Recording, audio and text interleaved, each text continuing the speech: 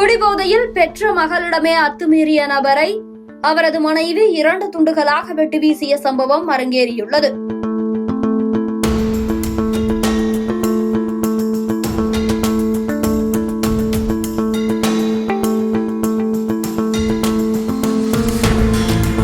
கர்நாடக மாநிலம் பெலகாவி மாவட்டம் சிகோடியின் உமாராணி பகுதியை சேர்ந்தவர் 35 வயதான ஸ்ரீமந்த். இவரது மனைவி 30 வயதான சாவித்ரி. இந்த தம்பதிக்கு 2 பிள்ளைகள் உள்ளனர்.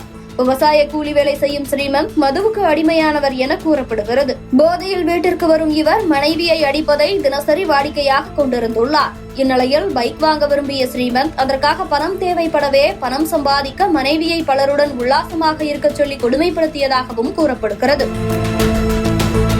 இந்நிலையில்தான் வழக்கம் போல குடிபோதையில் வீட்டிற்கு வந்த ஸ்ரீமந்த் தன்னுடன் இருக்கும்படி தனது மனைவியை அழைத்துள்ளார். அவர் மறுக்கவே தனது 13 வயது மகளை பாலியல் வன்கொடுமை செய்ய முயற்சித்துள்ளார். இதனை கண்டு பொறுமை இழந்த அவரது மனைவி சாவித்ரி பெரிய கல்லை எடுத்து கணவரின் மண்டையில் ஓங்கி அடித்துள்ளார். இதனால் அவர் சம்பவ இடத்திலேயே உயிரிழந்துள்ளார். பின்னர் கணவரின் உடலை 2ஆக வெட்டி சிறிய ட்ரம்மில் போட்டு உருட்டியபடியே கொண்டு சென்று வீட்டின் பக்கத்தில் இருந்த வயலில் வீசியுள்ளார். பின்னர் தடயங்களை அழிக்க முயன்ற அவர் ட்ரம்மை கழுவி கிணற்றில் போட்டுள்ளார்.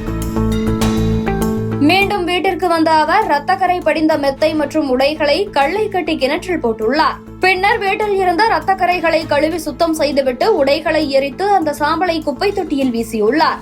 அதன்பின் நடந்த சம்பவங்கள் எதையும் யாரிடமும் கூற வேண்டாம் எனவும் பிள்ளைகளை எச்சரித்துள்ளார். ஆனால் வயலில் கிடந்த ஸ்ரீமந்தின் உடலை கண்ட அப்பகுதியினர் காவல்துறையினருக்கு தகவல் கொடுத்துள்ளனர்.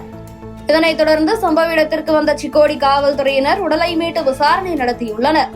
முதலில் தனக்கு எதுவும் தெரியாது என்று கூறி வந்த சாவித்ரி காவல்துறையினரின் கிடுக்குப்பிடி விசாரணையில் மகளை காப்பாற்ற வேறு வழி தெரியாமல் கணவனை கொன்றதாக ஒப்புக்கொண்டுள்ளார்.